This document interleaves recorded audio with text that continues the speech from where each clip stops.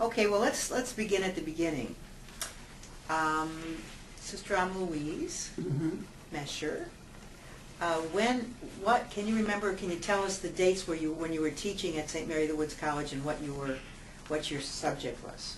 Well, I had just gotten my doctorate a couple of years ahead of that, and I was at the college. And then when Mary Jean, said this opportunity was available for her, it was an opportunity.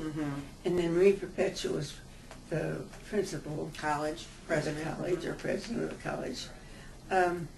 She needed a companion, of course, and I said I would go.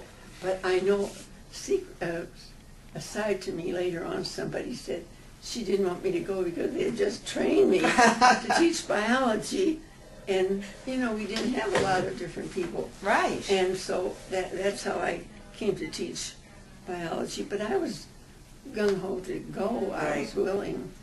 And so they crossed their hands and let me cross their fingers and let me go. And that was the summer of '64? That was '65 that we went. Okay. All right.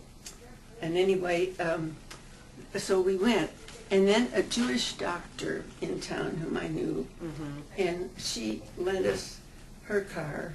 And then I don't know where we got the other car, but anyway, we got cars going down there. And there was 2 students from ISU, and one was this Bob Mullins. And Bob Mullins has kept in touch with me. And then we had Mitch Maroney, Johnny Maldonado. Let's see who else. Suzanne Sperry or Susan Sperry? Suzanne Sperry. And the other one was,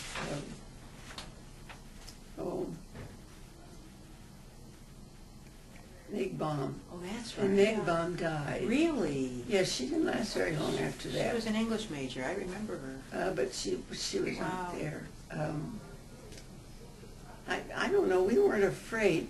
When you're living and with people with the same cause, you're not afraid. Because I did a lot of that after I left. I did a lot to try to see, what other people were. And the people I know that did that kind of work, trying to help others, usually were living in the midst of a friendly area. They wouldn't be hurt. So that was how it all worked with us. You were there in the summer of '65. Yes. What month did you, what time period? Months? 10 weeks. 10 weeks, wow. As soon as school was over, we took off. Wow. And we came back when school started again. And when we came back, Father Goosens, was interested in the fire truck. Yeah, and so we got on the fire truck and rode up the avenue in the fire truck. Went up the avenue. Hail the conquering heroes come. Yeah, you came home. That's great. So anyway, that was at that. But then Bob Mullins had a lot of trouble. See, he was the only man in our group, and the women weren't bothered at all. We did what we came to do and did it.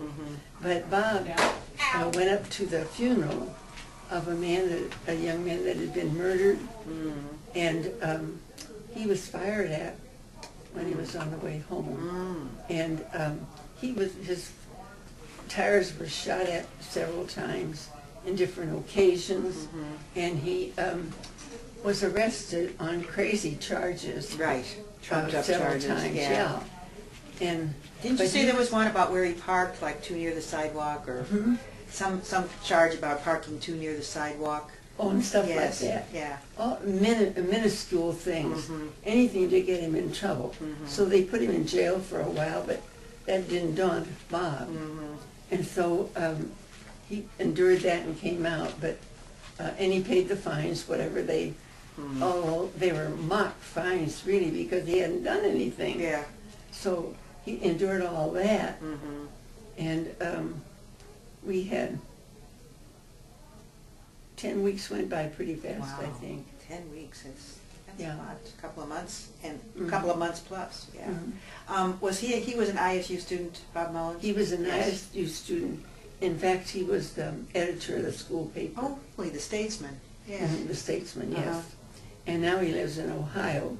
And he came back several years ago, and we talked over time. And we have pictures in the archives. And then we were pictured in Look magazine. Right. And we washed our own clothes, but the bedding I would haul in a big sack and take it to a laundromat. And then the black people would say, "Oh, Mother Mary coming along, Mother Mary coming along." I remember all those wonderful things that, you know, I used to laugh to myself because of that.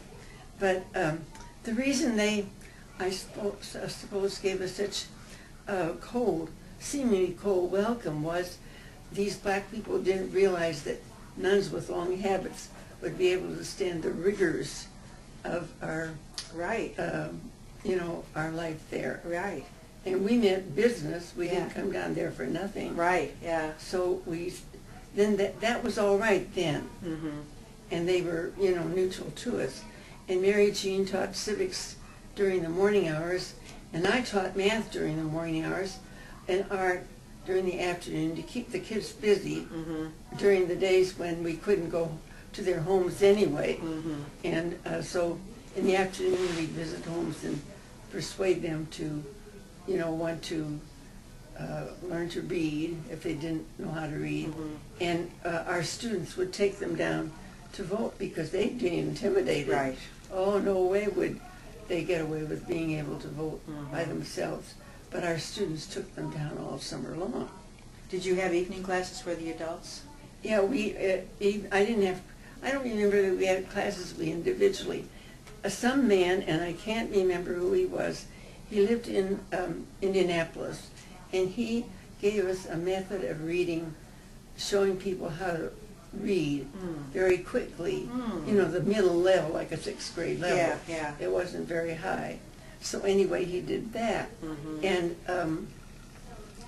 but I can't remember his name.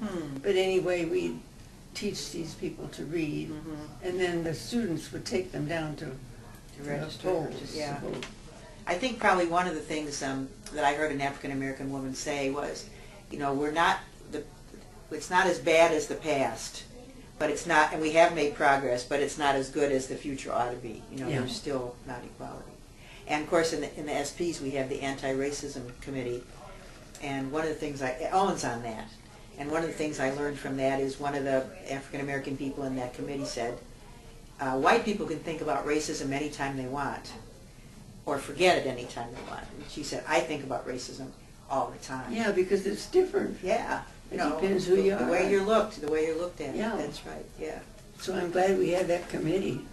Oh, me too. They do really. You know, because otherwise those people are trying constantly because of their color, whereas we can say, oh yeah, I'm all for blacks, but that's easier said than done. That's right. And you know what they call the invisible backpack. You know, when I walk in, I have privileges just because I'm white.